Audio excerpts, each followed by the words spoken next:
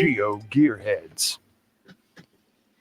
Welcome to episode 397 of the Geo Gearheads. I'm Daryl W4, live from Regner Park in West Bend, Wisconsin. And I'm Daryl W4 with Chris of the Northwest. Well, Daryl, I hope you're enjoying your time away from your normal studio, maybe getting away from a little bit of the hustle and bustle, but it sounds like you're adding different hustle and different bustle. I am, and we pretty much got into town, had to run around a bit because I forgot to grab a few things before we left. I needed them for the show, so pretty much as soon as we got in, we ran. We actually did manage to get four of the caches on the Geo Tour. So nice. We're well on our way to getting the Geo coin, so very happy about that. Well, very good. Now, you may notice already, and the viewer, the sharp viewer, will notice there are three people in the chat with us tonight. We have Land Monkey. Land Monkey, tell us a little bit about yourself, but just very little. I am Land Monkey. That's very good. Okay, a little bit more. Now we're interested. So I am a geocacher and event organizer from beautiful British Columbia, Canada.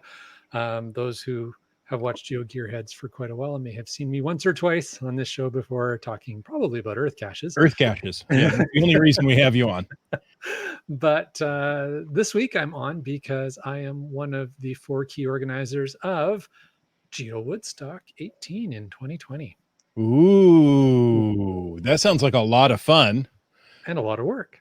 Yeah, and a lot of work. Now, this is the first Geo Woodstock that is outside the continental United States. Yeah, I would say outside the United States. Period. Outside the United States, you don't right? need to specify continental because it hasn't been in Alaska or Hawaii. And I don't know why not. I mean, we've broken the continental barrier. We've broken the international barrier. Sorry. I got a little excited. Yeah, I'm not sure that you could get the requisite number of Will Attend logs for a Alaskan Geo Woodstock. Yeah, but who doesn't want to go to Hawaii? Very true. But who can afford to do that? Well, it's all about getting that bid together, right? So, exactly. We'll I guess so. Charter a cruise ship, leave from the West Coast, go on down to Hawaii. As a group, it'll be very inexpensive. Alternatively, Mexico could host. Oh. All right. So tell us now we're getting a little crazy. Yeah. Tell us when Geo Woodstock 18 is going to happen. Absolutely. So Geo Woodstock 18 is going to be happening next year. So it is not this year. It is next August 22nd, 2020. The GC code is, well, you can't see it right now, but when you get a chance to see the shop behind me, it is GC86 Victor Delta Foxtrot. The website is the typical Geo Woodstock website. It's just geowoodstock.com. So you can go to those places, get lots of great information. I would highly recommend people sign up for the newsletter, which is a great way to stay in touch. And I'll probably mention it a few more times through the show, but yeah, that's when it is. It is on a Saturday. There's going to be a whole series of lead-up events, as there always are for Geo Woodstock, happening throughout here. And of course, the other, not to forget the fact that there's some other big news going on in the Northwest that week. The prior Saturday, so we're on the 22nd, the Saturday before us. So that would be August 15th. As I say, -7 from 22. Yeah. And you did that in your head, didn't you? That is the, as you've got on the screen, thank you, the geocaching 20th anniversary celebration, GC896 Papa Kilo. And that event is going to be massive and insane and amazing, and really looking forward to that. So people, go to Seattle. It's going to be in Seattle Center. That's going to be a great event. Go there after that. Then, so that's the Saturday, the 15th. The 16th, the very next day, the Sunday, is going to be Going Ape 2020. Yeah, that's actually going to be Going Ape number 11. We have Going Ape 10, which is coming up here in a week. Yes. Yeah, I'm looking forward to that. Hopefully I'll get to see lots of your listeners there. So yeah. So So Yeah. that's Do you really happen to know if that one's actually published yet or not? no, I because don't believe it is. no, they only do it a year in advance. So they won't publish it until this Going Ape has happened, and it won't happen until next week. So there you go. So, but yeah, so this Going Ape, it happens to be the 10th anniversary. Going Ape X, Going Apex. We got to be careful Apex. with that. Going Apex and Hayak. There you go. Going Ape is a fun event. It is, as described by the WSGA, a low-key mega, right? Couple of vendors, no stages, no real big get-togethers. The whole thing is all about the tunnel. So that's this year. That's we don't this know year. for sure that next year is going to be like that because they're expecting a lot more people next year. Yeah, next year is going to be very different. That's all we know at this point. I don't know anything beyond that because, well, they're not talking about it yet because they still have to get this year's done and under their belt. They do. Now, there's so many people coming in for the all of the 2020 events. I'm sure no one really knows exactly what's going to happen. right. And the original Going Ape was for the last Geo Woodstock, and at that point it was the 10-year celebration, all Right. at the same time, and it was built essentially to make it easy enough for people to get to the Ape Cache because the tunnel was closed, and I think there were like 6 parking spaces at the trailhead That's available about right. from that side. Yeah, if you have to come So up. they had a bus the hard way. that they had a school bus that they were shuttling people, and that was really the whole mission of the event. So that's what Mission 9 is. Oh, Take a Mission school 9, bus. Shuttle of Light. So there will be side events, as you've already mentioned, Land Monkey, all around Geo Woodstock 18. Yes. Those haven't been published yet, so we don't know what they are, but they're, just like any other large mega, perhaps giga, we don't know what the status of this one's going to be. There are always side events, days leading up to it. Yeah. So what I can tell you is there will be side events. What I can't tell you is what they're going to be and where they're going to be yet. But we are going to release that information soon. There you go. Well, and at least we do know that you're going to get 2 icons from the 2 weekends, because at least the 2020 celebration is going to have its own icon. Correct. So whether or not the other 2 are mega or giga, you'll at least get those 2 icons that are probably pretty rare. Yeah. Because I imagine both of those are going to go giga. Well, I'm not going to speculate on that, but I can say that for sure, Geo Woodstock is already mega. So we've Absolutely, and so will Going 8. So at least mega. I'm hoping that one goes giga and the other doesn't, just so that you get all 3 icons. All righty then. Now, too bad they're not on the same day, because then you could get all 3 icons in one day. Ooh, that would be a major icon run. I don't think you can have 2 megas on the same day. That's one of the rules. I believe you can, but I think there is a distance limit. But if one's a mega and one's a giga, there we go. Yeah, I'm not sure. We'll have to take a look at the rules. Anyway. I don't think they have that documented anywhere. Doug says it should be Mission 9 Shuttle into the Light. There you go.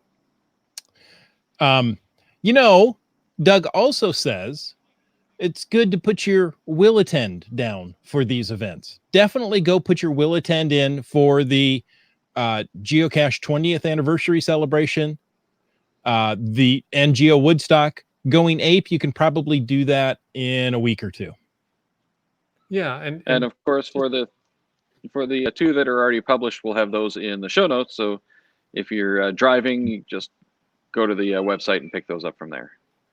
Absolutely. And I just want to also be clear, because we are trying to really make sure at Geo Woodstock we adhere to all of the rules, including HQ's rules, that please don't put a will attend unless you're actually planning to attend.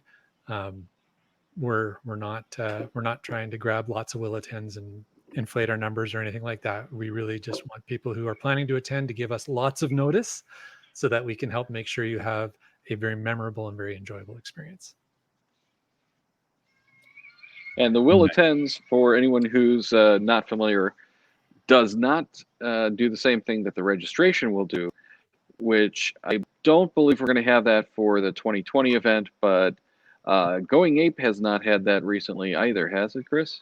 Not necessarily. Going Ape, they do have merchandise available that you can pre-order, pick up at the event. But registration, I mean, this year they do have a registration package. Oh, do they? Okay. This year. They normally have not. Got it. And then, of course, Geo Woodstock always has a registration page, but we're way too early for that to happen. Yeah. I was optimistically hoping that we would have it up in August. It's probably going to be a little bit later. We're just making sure we get everything sorted out and organized right, and that we can, again, make sure that what we offer in the registration is of the best quality we can get. So we don't want to rush it. nice. And is there any insight that you can give us as to what some of those tiers are going to be this time? In the sense of like how many tiers, or No, as far as, are we going to have like the basic tier, of course, but are we going to have any kind of cool VIP packages, that kind of stuff?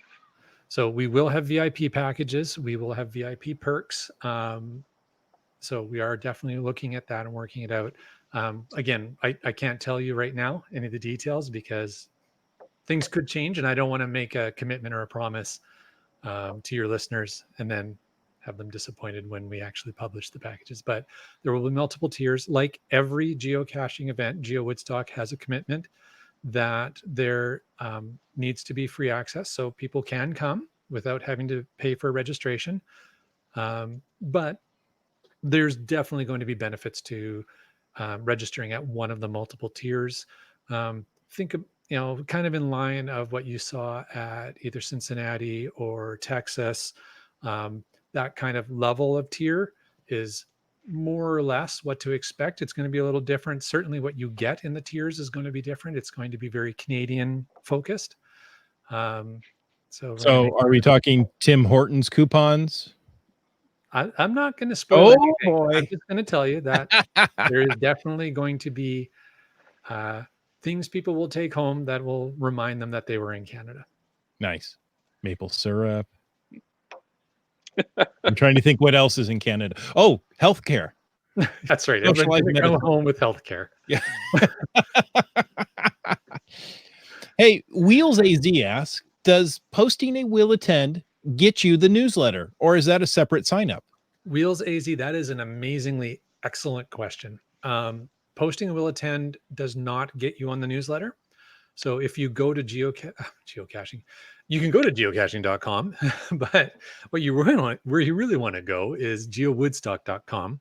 And right on the main page, there's on the right-hand side, a very obvious sign up for the newsletter. Just a couple of clicks, type a few characters of your email address. You're set up for the newsletter. And we're already underway putting together content for the next edition. We've had one go out. They'll be starting to come out fast and furious over the next several months as we move into the actual 1 year to go. Yeah, exactly. We're just about a week away. Doug wants to know, I want to know if he thinks you're a loony or you're going to get a loony. They're probably both true. I don't know. Yeah. Okay. And he brings up a good point. Is something to be aware of if you are planning to come up to Geo Woodstock in Canada. That a lot of things will probably be in Canadian currency, so you are going to end up with loonies and toonies in your hand and in your pocket. Mm-hmm. Maybe you want to bring one or two home just as a souvenir. We'll also possibly, there may be things happening at the event where it'd be advantageous to have a loonie in your hand at some point in time. So, that could be interesting. So there we have it. Okay, so have a loonie with you. We've gotten we're geocachers, so we always have them with us at all times. Exactly, especially ourselves. That's right. And that friend, that special geocaching friend of yours that you call a loon. That's one of the hosts this year, right? Yeah. Let's go on to email. Just gonna glaze right over that. We got an email from Bloody Cool. You asked about what sort of information your listeners would be interested in pertaining to the 20th anniversary celebration in the Seattle area, including Oregon, and being from the completely opposite coast, I'm interested in general August weather conditions. Well, I'll start with warm. The thing to keep in mind is you're in the Pacific Northwest. So while generally it's going to be hot, I'd say about 30 Celsius on average. Um, we do get summer rainstorms out here. And if you remember the last block party, Mm-hmm. got almost washed into the ocean with an unexpected rainstorm. So, I'd say be prepared for just about anything. Probably not snow, but Depends on where you hike. yeah, that's also true. This is true. But definitely, And is it pretty much the same for both Seattle and Vancouver? yeah. So Typically. the Geo Woodstock events in Abbotsford, which is an hour east of Vancouver, but yeah, the weather conditions are pretty much the same. We're all on the same side of the Cascade Mountains, so along the coastal area there. BC might be a little bit cooler than Seattle, but yeah, I mean Not when you're out in the Fraser But Valley. no It's actually way snowsuits needed for either one. no, I would no. So we're don't looking pack like a snowsuit. no, we're looking at 30 degrees Celsius, 85 Fahrenheit in the summer. It can get humid. A little, yeah. So Not yeah, like Florida humid, but no, not like Florida humid. But most of the time, I always say that summer starts here in the Northwest on July 5th. On July 4th, you can still get rain. The 5th on, you're pretty good until September. as a general rule of thumb, yes. And I think if you get a unexpected surprise rainstorm, which are pretty rare, Mhm. Go to Walmart and buy a poncho. I mean, you're going to need it for a day. But yeah. All right. So Bloody Cool goes on to ask any suggested methods of transportation. I would say your best bet if you can, so they're coming out from the East Coast, but if you're flying out, look at renting a decent sized car, truck, or SUV to get you around. The urban areas, so Seattle itself, if you come north to Vancouver itself, there's pretty good transit systems. But once you get outside of those cities, you're going to want your own wheels or share wheels with some friends that you're going to be coming to the event with. That can save you a few bucks. Everybody pools together. So I would also suggest that folks can stay tuned to, there's a Facebook group that's called, this is a long name, so hang tight, the 2020 Pacific Northwest Geocaching Celebration Community Group. That's a mouthful. But that Facebook group is a combined Facebook group that has admins from our event, from the Geocaching HQ 2020 event, and from Going Ape. So all three of us participate together in managing that group as an information source, where we provide answers to a lot of these questions. We also, of course, have a Geo Woodstock 18 community group that people can join on Facebook as well. That's very active, and we've got hundreds of people in there asking great questions. So, it's another place to go for information.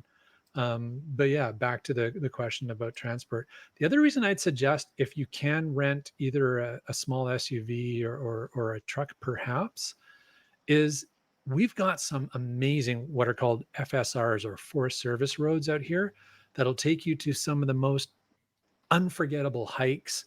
Some of them have power trails on them if that's what you're into, but most of them are going to take you up partway up a mountain or most of the way up a mountain to a hike where you're just going to have an unforgettable Pacific Northwest experience. And often those roads are not really well equipped or well set up for like your rental Nissan Micra.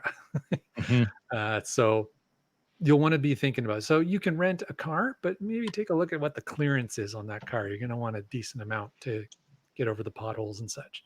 I know cashers in the area that can seem to get everywhere in a Prius, but I'm not going to do it without, even a light SUV. Your mileage may vary. Yeah, exactly. And if you try it, make sure to get the insurance. Yes. Yeah. Yeah. And, you might need a tow truck. So, well, and the other thing is that as long as you just check with your particular rental agency that you're renting with, most ones, as far as I know, I have never seen it not be able to be done. You can pick up your rental car at SeaTac or Bellingham International, wherever you're flying into. Use your rental car down in Seattle. Use your rental car to get out to Going Ape.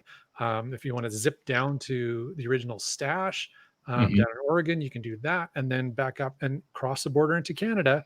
You can bring a rental car from Washington into British Columbia. No, really, I've never seen any issues with that. No, that shouldn't be an issue at all. And that's a good idea. You're really going to want your own vehicle or a shared vehicle to get to some of these great geocaches in the area. So, now he goes on to ask, what are some of the must-do geocaches, including the obvious HQ Geo Tour, Ape Cache, Original Stash? What are some of the other must-do geocaches that you can think of? Land Monkey. Well, I'll talk about the Metro Vancouver / Fraser Valley area.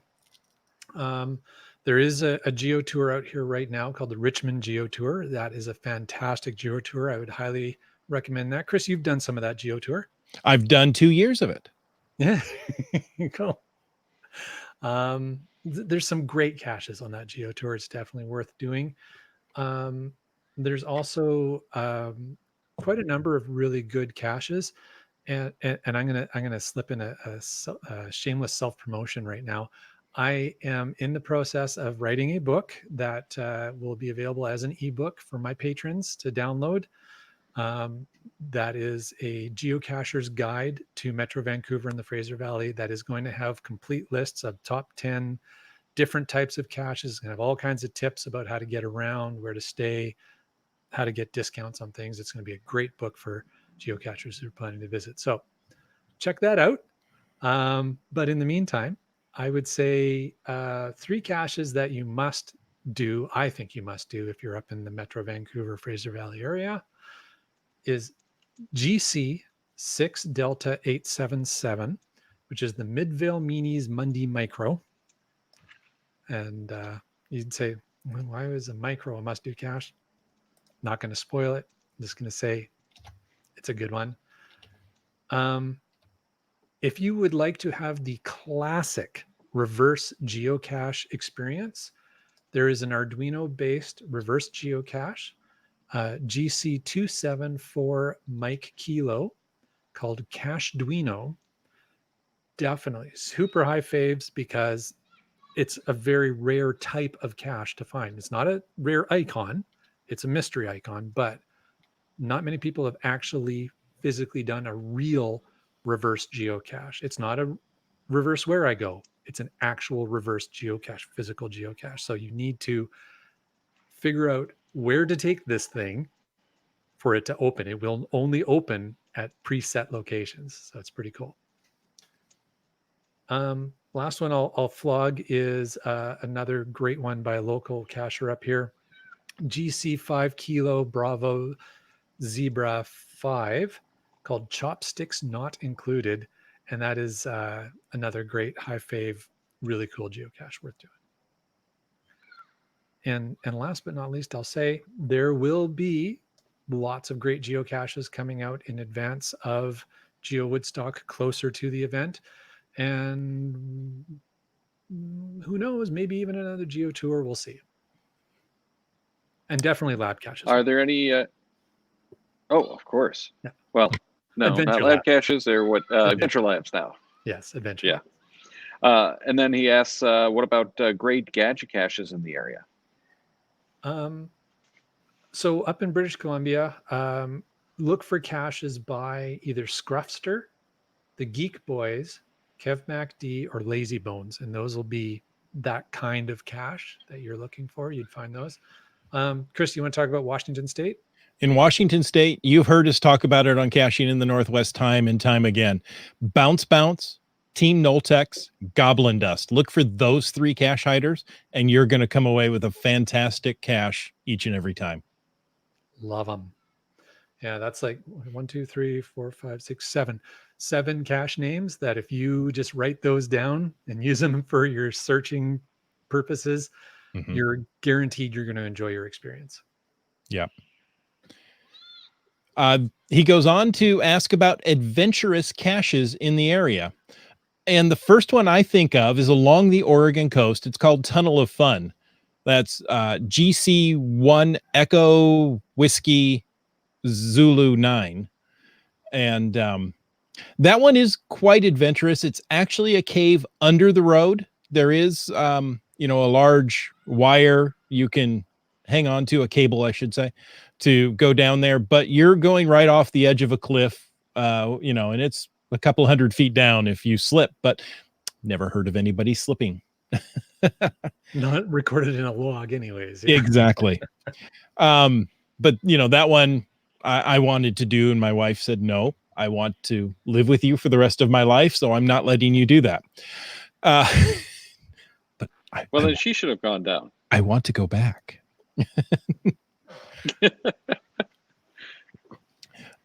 So there's adventurous caches like that. We have some great hikes here in Washington State.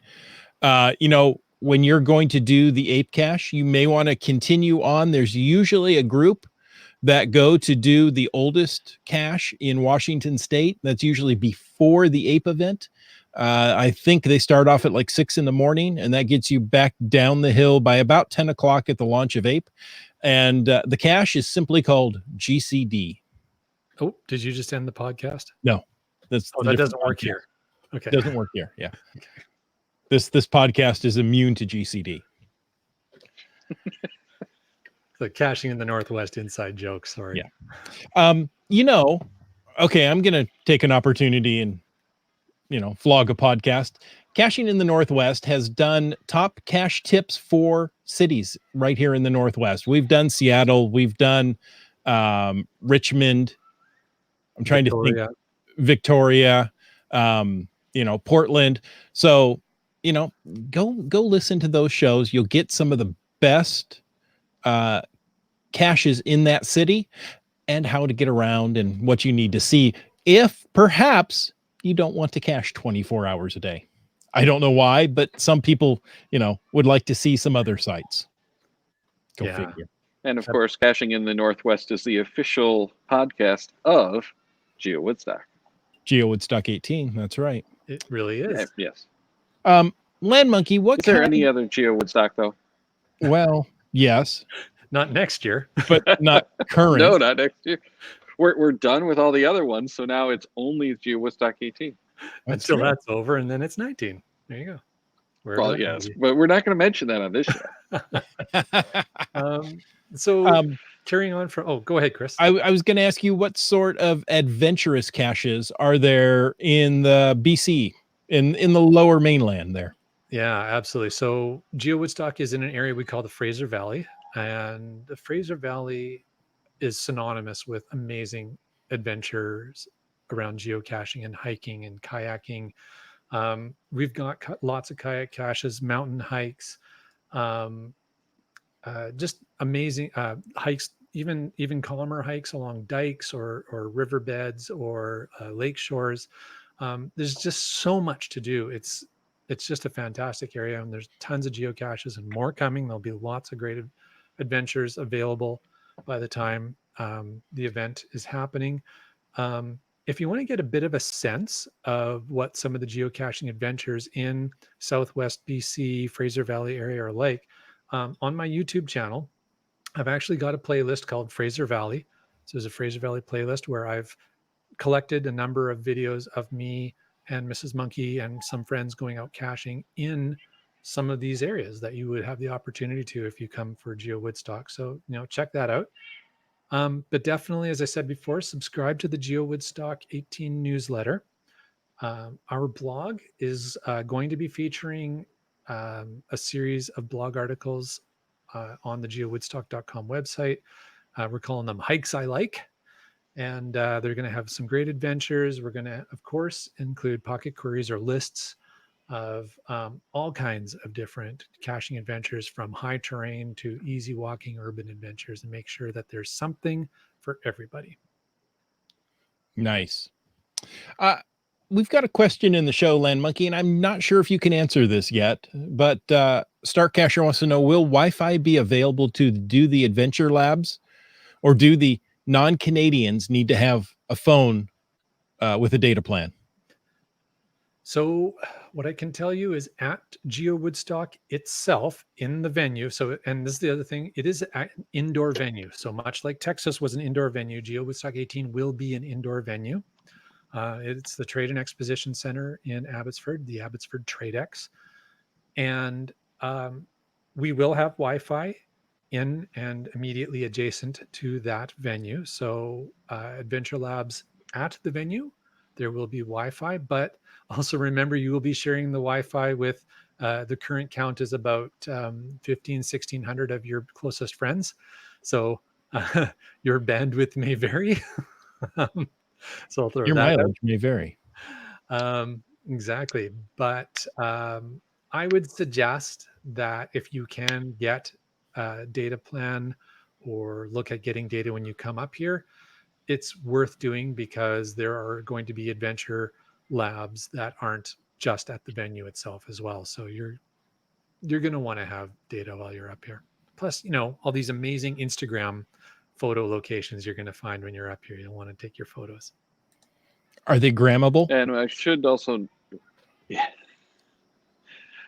note that most of the major carriers in the U.S. now have plans that include roaming into Canada and into Mexico as part of the standard plan, just not at full speed. So it's probably going to be enough to do the adventure labs, just not really enough that you want to try downloading maps or things like that.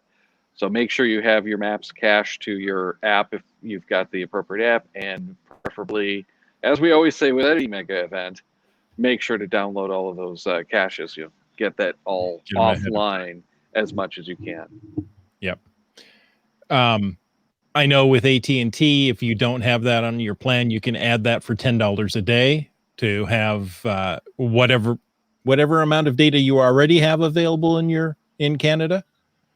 Something to that extent. Well, I think that I think it again depends on the plan, but most of them, if you don't already have it, it's $10 a day. I want to say it's the same kind of thing with Verizon, but almost all of them, as long as you're on a current plan, you just give them a call and tell them, hey, I want to switch to the plan that includes some data in Canada and Mexico, and they'll switch you at no additional charge. But you're not at full speed; you're only at like 3G speeds. Right, which is data, and you can log cache with it. I want to jump in, Chris. You made a bit of a joke about, is it grammable, but I want to use that as an opportunity to remind people as well that you can follow Geo Woodstock 18 on Instagram and Twitter and Facebook, and we are posting pictures of geocaching in the Fraser Valley weekly. So follow our channel and you'll get a sense of what is it like to come up here and cache, and what kind of things can you expect to do. So definitely, I would follow us on Instagram, Twitter, Facebook, whatever your favorite social media is. We've got great content. So it's totally grammable. Totally grammable.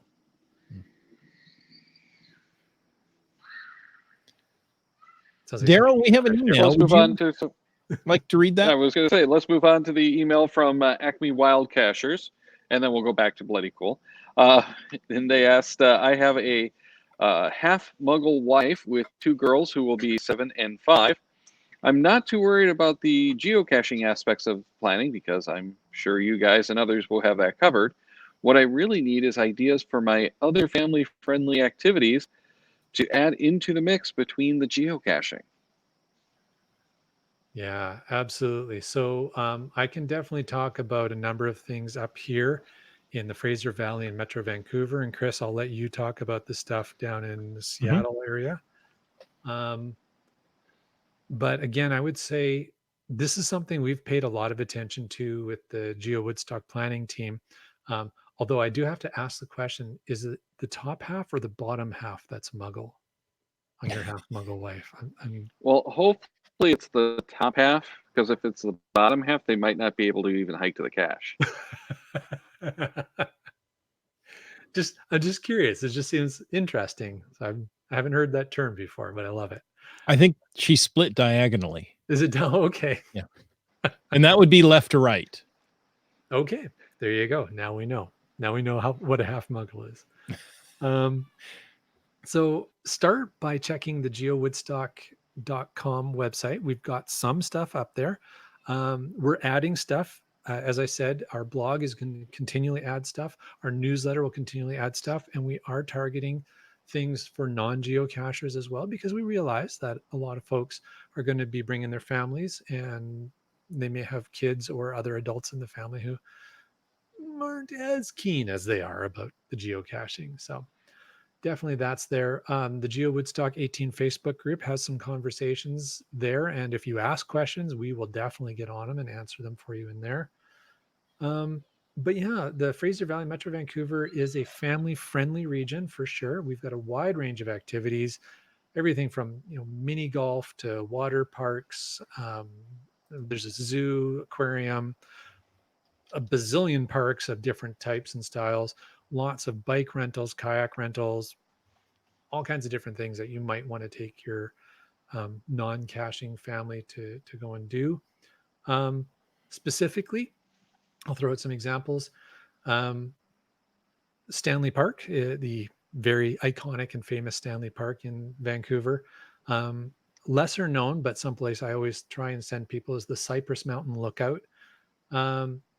You can go to the Sunshine Coast or Vancouver Island on the BC ferries, which are a beautiful cruise this time of year. It only takes an hour to 2 hours, depending on where you're going. Lots of golf courses and golfing, tons of opportunities for fishing. We've got a lot of wineries and brew pubs in the whole area. There's also the seawall that you can do a walk around in the Stanley Park and False Creek area of Vancouver. Out here in the Fraser Valley, we have something called a Circle Farm Tour, which is really cool, and it takes you to some really unique hobby farms. Castle Fun Park is a family amusement center. We've got a number of different types of museums. As I mentioned, the Vancouver Aquarium, lots of farmers markets in the summer. I mentioned the Greater Vancouver Zoo, which is a great family-friendly location. We've got a number of historical sites, the Steveston Cannery in Richmond, the Fort Langley Historical Site, which is the original birthplace of British Columbia, and is still actually a fort where they have interpretive people who are blacksmithing and coopering, and really neat location. So yeah, there's a list of them. We're going to have tons more on the website that'll come up. And again, if you want it all in one book, keep your eye open for the book that I'll be publishing this winter.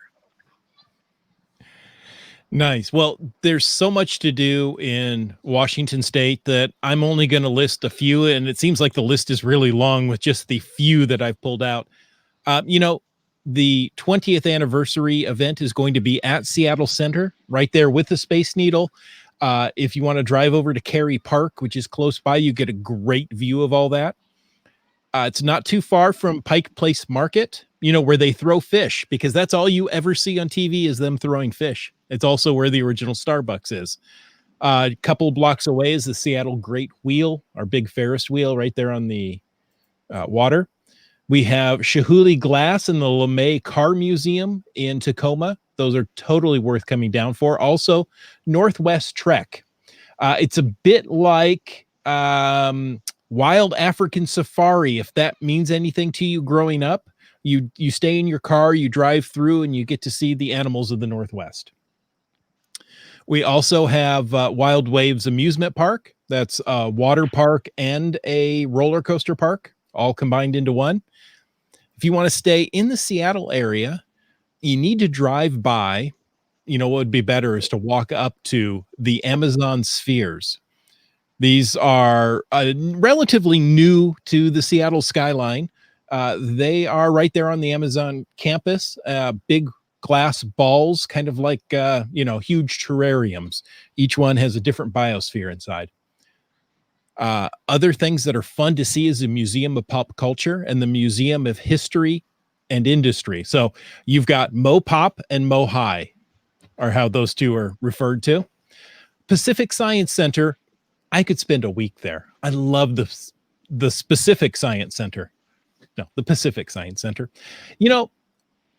Right near that, not too far away, is the Museum of Flight. Again, I went just this year, spent several hours. I actually almost opening to close, and I didn't get to see it all. I could spend even more there. Right now, just if you're thinking of going, they have Destination Moon still there. So they have spacecraft that have been to the moon and back. They have a LEM. They have command module from Apollo 11. And other great, chunks of Saturn rockets. It's fantastic. It really is. Keeping with the flight theme, you can always take a Boeing tour. Boeing has the largest contiguous building in the world. So just in case you didn't know that. If you want to go out on the water, one great thing to go see is the Ballard Locks. That's a series of locks between the fresh water of Lake Union and the salt water of the Puget Sound. And also jump on a Washington State ferry. You can go for a ride, turn around, come right back if you want to, but it gets you out on the water. You get some great views of Seattle. If you're into sports, we've got baseball, we've got football, we've got soccer. It's all here.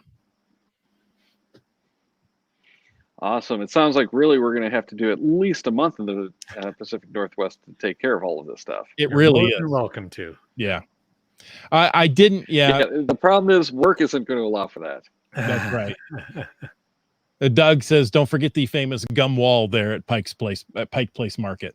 There is a geocache there, in the gum wall. Is there? Yes. Well, yes. I don't know if it's still there. There was when I found it. Yeah. And that was after it had been cleaned. I don't think it's there anymore, but to be determined. It's gone again. Oh, no. Gentlemen, I'm sorry, but I got to actually get out of the park here. Okay. So I'm going to have to take off now and check out the rest of the show from the recording.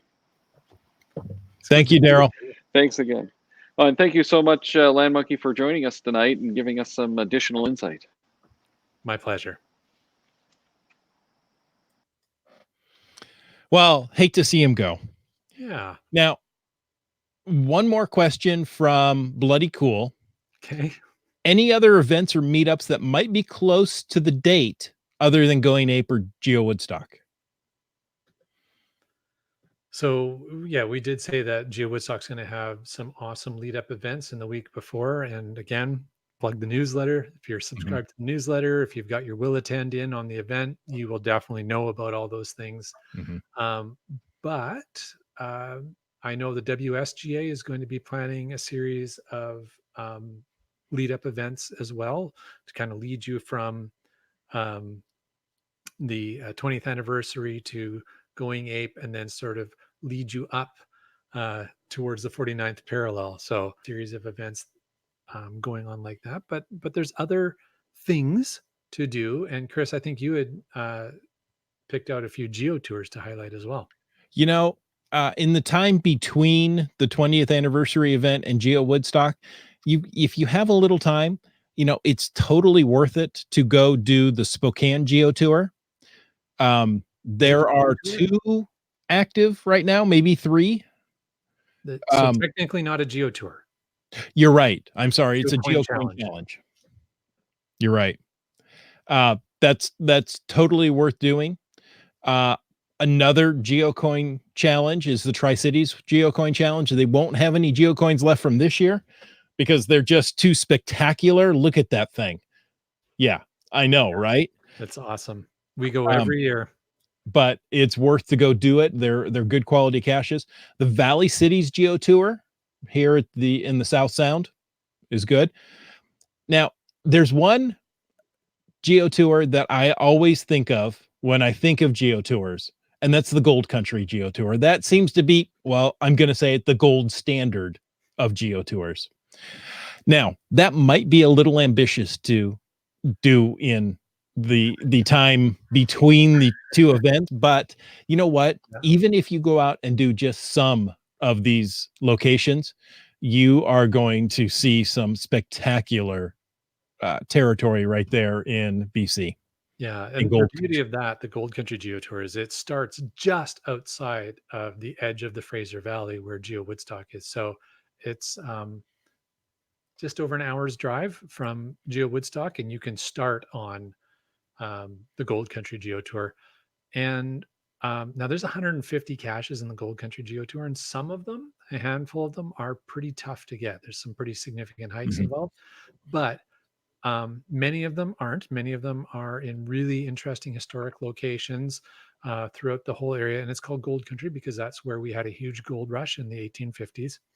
Um, but if you get 25 Gold Country Geo Tour caches, you earn a coin. So What kind of coin is it? it's a little gold bar. Oh, no way. It's very cool. Yeah, I've got a couple of them. Nice. You know, if you're not that ambitious, there is a cute little Geo Tour down by the Bonneville Dam along the Columbia River called the Bigfoot Geo Tour. 10 or 11 caches. You can knock it out in a day. And it's adorable. It really is. It's cute. Yeah, I like that one. So there you go. Some things to do. And of course, you know, there are so many things for non-geocaching spouses and or children to do, you know, like winery tours for the kids. Yeah, absolutely. Or brew pubs. Yeah. Mm-hmm. Oh, wait, maybe that wasn't the way it was supposed to come out. Oh, Land Monkey, thank you for joining us. It is so hard to fit everything that's going to happen in summer 2020 into just a few minutes. But I appreciate you coming on to Geo Gearheads and helping us out. It's my absolute pleasure. And I am really excited to welcome uh, all of your listeners up into British Columbia on August 22nd, 2020 at Geo Woodstock 18. It is going to be super memorable and a lot of fun. And yeah, I'd just love to meet everybody. Okay, so that's it. Everybody stop and see Land Monkey. His address will be in the show notes. No. The address for the venue. Yeah. Oh, the address for the venue. Oh. That's where you're going to be living anyway. Pretty much. Yeah. Folks, if you like this show, we've got more coming. Next week, we are going to do a randomized show, and there's too many letters there for me to do math in my head. I'm looking at 88. I did it. Yeah, there's a triple X right there in the middle, and I didn't want to look at it. We are doing a Mystery at the Museum wrap-up and that GeoCoin giveaway. Oh, make sure you send us an email, geogearheads@cachemaniacs.com, with your thoughts on Mystery at the Museum. August 23rd, we're going to talk about logging, and this is rich logging. Now, that's not one of the new country stars. This is using... You like that, Land Monkey? I like that one. Yeah. This is using links and formatting and keywords in your app or in your web page to make your logs a little more colorful, make them stand out. And for this show, we have a few of the log work caches to give away. So be sure to get those emails to us on how you use rich logging. August 29th, Land Monkey, can you believe it's the 400th episode of Geo Gearheads? 400. That's a 4 with a couple of zeros behind it. Yeah, that's a milestone. Yeah. So for 400, we're going to talk about Cachely 5.2. Excellent. Math doesn't work I'm out. not an iPhone cacher, but I have a lot of respect for Cachely. Boy, you know, you should get an iPhone just to use Cachely. I'm actually really interested in episode 399 because I do some rich logging, and so I'm, and that doesn't mean cutting down expensive trees. And I'm really looking forward to what you guys talk about on that episode. Nice. Well, folks, be sure to catch be sure to check the Cachamaniacs website at cachamaniacs.com for more on the Geo Gearheads, including show notes from this and all our episodes. We love hearing from our listeners, so leave us feedback by emailing geogearheads@cachamaniacs.com or through the many channels of social media. Your support helps keep the Cachamaniac shows coming, so please consider becoming a patron on our website through the link on our website to support the Cachamaniac shows. I can't do two things at one time. Geo Gearheads is produced by Chris Umfenauer and Daryl Wattenberg. The show's copyright 2019 by Daryl Wattenberg. All rights reserved.